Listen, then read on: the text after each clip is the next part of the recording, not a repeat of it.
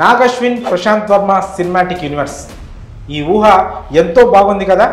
అయితే వీళ్ళిద్దరూ అనుకొని దిగారో లేక విడివిడిగా కలిసి ఒకే ప్రాజెక్ట్ని చేస్తున్నారో తెలియదు, కానీ ప్రభాస్ కల్కితో Prashanth Varma cinematic universe link అయి ఉంది.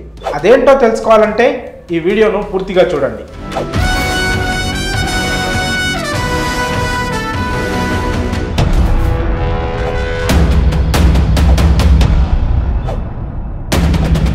ఉన్నట్టుండి తెలుగు సినిమా స్థాయి అమాంతం పెరిగిపోయింది. మన తెలుగు హీరోలు, దర్శకులు కంటెంట్తో ర్యాంప్ ఆడిస్తున్నారు. ఆ బాక్స్ ఆఫీస్కి గ్యాప్ ఇవ్వడం లేదు. సినిమా చూసే ప్రేక్షకుల అభిరుచి కూడా మారిపోయింది. ఎలాంటి సినిమాలు చూడాలో అన్న అవగాహన పుష్కలంగా ఉంది ఆడియన్స్లో. అందుకే కంటెంట్ ఉన్న సినిమాలని ఏమాత్రం హిట్ చేయకుండా వదలడం లేదు. యంగ్ డైరెక్టర్స్ కూడా సినిమా పట్ల, మన కల్చర్ పట్ల చాలా బాధ్యతగా ఉంటున్నారు. అలాంటి వారిలో మన నాగ్ అశ్విన్, ప్రశాంత్ వర్మ ముందు వరుసలో ఉంటారు. ఓ 4 మాస్ సాంగ్స్ పెట్టేసి, ఒక మసాలా సాంగ్ ఇరికించేసి, యాక్షన్ సీక్వెన్స్లు, హీరోకి హీరోయిన్కి మధ్య రొమాంటిక్ సీన్స్ పెట్టేసి కమర్షియల్ సినిమా అనిపించుకుంటే కాసులు వచ్చేస్తాయి అన్న సూత్రానికి విరుద్ధం ఇప్పుడున్న జనరేషన్ డైరెక్టర్స్. ఆ విషయం నాగ్ అశ్విన్, ప్రశాంత్ వర్మల మూవీ లైబ్రరీ చూస్తేనే అర్థమవుతుంది. నాగ్ అశ్విన్ చేసింది 3 సినిమాలే. వాటిలో ఎవడే సుబ్రహ్మణ్యం, మహానటి సినిమాలు చూస్తే నాగ్ అశ్విన్ అభిరుచి ఏ పాటిదో తెలుస్తుంది. ఇక ప్రశాంత్ వర్మ చేసింది మొన్నొచ్చిన హనుమాన్తో 4 సినిమాలు. పట్టుమని 10 సినిమాల అనుభవం కూడా లేదు, కానీ 100 సినిమాల అనుభవం ఉన్న దర్శకుల్లా సినిమాలతో మాట్లాడుతున్నారు. సరే, వీళ్ళిద్దరూ తోపు దర్శకులని ఆల్రెడీ ప్రూవ్ అయింది.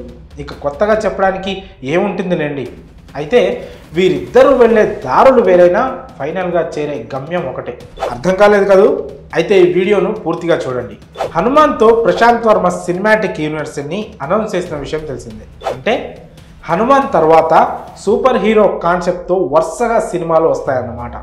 మరి ఫైనల్ పార్ట్ ఎలా ఉండబోతోంది, ఎలా ఎండ్ అవ్వబోతుంది, ఆ ఫైనల్ పార్ట్లో వచ్చే సూపర్ హీరో ఎవరు లాంటి ప్రశ్నలకు సమాధానమే ప్రభాస్ కల్కి.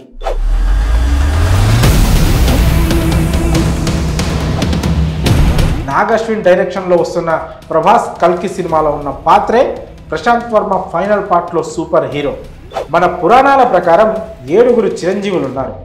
అశ్వత్థామ, బలి, హనుమంతుడు, విభీషణుడు, కృపుడు, పరశురాముడు, వ్యాసుడు. వీరిని 7 చిరంజీవులు అంటారు.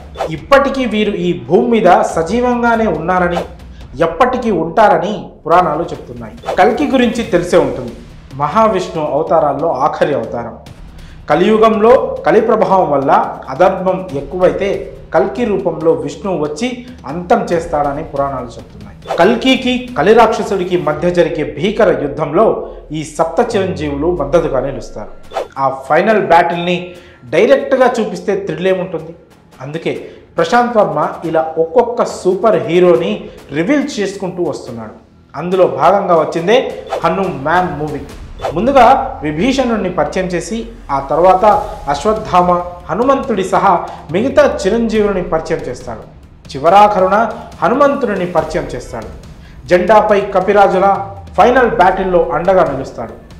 మహాభారత యుద్ధంలో కూడా అర్జునుడి రథం మీద హనుమంతుల వారు అండగా ఉంటారు. ఆయన ఉన్నంతసేపు రథం వరగదు. యుద్ధం ముగిసిన అనంతరం హనుమంతుడు వెళ్ళిపోయాక రథం కింద పడిపోతుంది. జెండాపై కపిరాజు ఉంటే ఎంత పెద్ద శత్రువునైనా జయించవచ్చు. ఈ పాయింట్ మీదే హనుమాన్ క్యారెక్టర్ని ప్రశాంత్ వర్మ హైలైట్ చేస్తూ సినిమా చేశాడు. ఈ హనుమాన్ లాస్ట్లో కల్కితో కలిసి యుద్ధంలో పాల్గొంటాడు. ఈ హనుమాన్ పాత్ర మహాభారత యుద్ధంలోనూ, రామ రావణ యుద్ధంలోనూ ఉంది.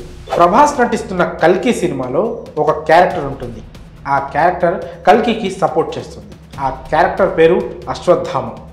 ఈ అశ్వత్థామ కూడా 7 చిరంజీవుల్లో ఒకరు. ప్రశాంత్ వర్మ తీయబోయే సినిమాటిక్ యూనివర్సిటీలో ఫైనల్ పార్ట్ కూడా కల్కి బేస్ మీదే ఉంటుంది. కాకపోతే ప్రభాస్ కల్కి సినిమా ప్రశాంత్ వర్మ తీయబోయే కల్కి కంటే ముందుగానే రిలీజ్ అవుతుంది.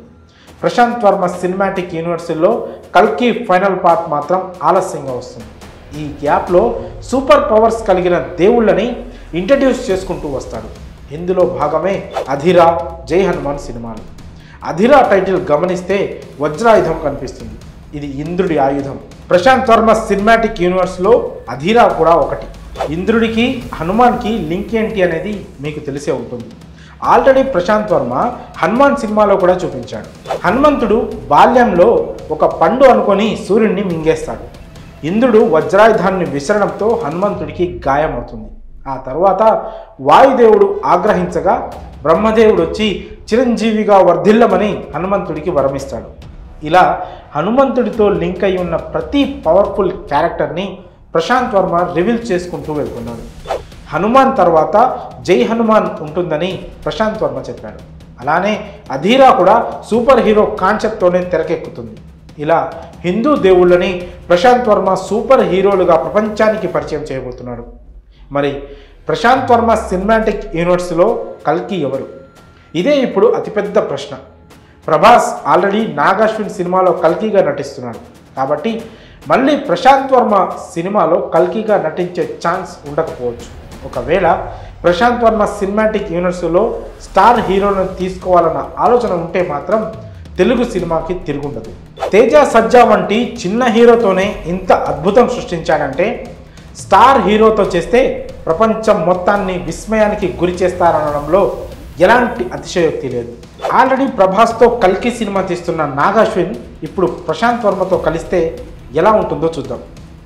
ఈ ఊహ అనుకుంటేనే ఎంత బాగుందో కదా.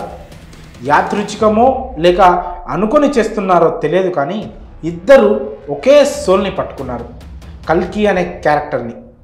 నాగాశ్విన్ కాస్త ముందు తీస్తుంటే ప్రశాంత్ వర్మ మాత్రం ఓ 10-12 సినిమాల అనంతరం కల్కిని పరిచయం చేయబోతున్నాడు.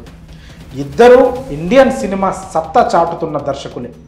అలాంటి ఈ ఇద్దరు కలిసి పనిచేస్తే ప్రపంచ బాక్స్ ఆఫీస్ బద్దలైపోవడం ఖాయం. ఈ ఇద్దరు కలిసి ఒకే సినిమాకి పనిచేయని అవసరం లేదు.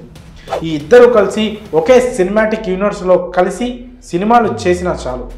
మార్వెల్ సినిమాటిక్ యూనివర్స్లా ఈ ఇద్దరిని కలిపే సినిమాటిక్ యూనివర్స్ తెలుగులో వస్తే కనుక రికార్డులు గల్లంతే. అంటే ఒకే నిర్మాణ సంస్థలో సినిమాటిక్ యూనివర్స్ ప్లాన్ చేయాలి. దానికి ప్రశాంత్ వర్మ, నాగాశ్విన్ వంటి యువ దర్శకులు రావాలి. చందు మొండేటి అటు కార్తికేయ ఫ్రాంచైజీతో దుమ్ము దులిపేస్తున్నాడు. ఇలా వీరంతా హిందూ దేవుళ్లను ప్రపంచానికి సూపర్ హీరోలుగా పరిచయం చేస్తున్నారు.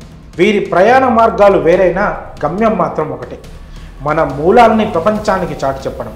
ఇప్పటికే కల్కితో ఈ ఇద్దరిది ఒకే గమ్యమని నిరూపించారు. అలాంటిది ఈ ఇద్దరు కలిసి ఒకే గమ్యం కోసం పనిచేస్తే బీభత్సమే కాదంటారా?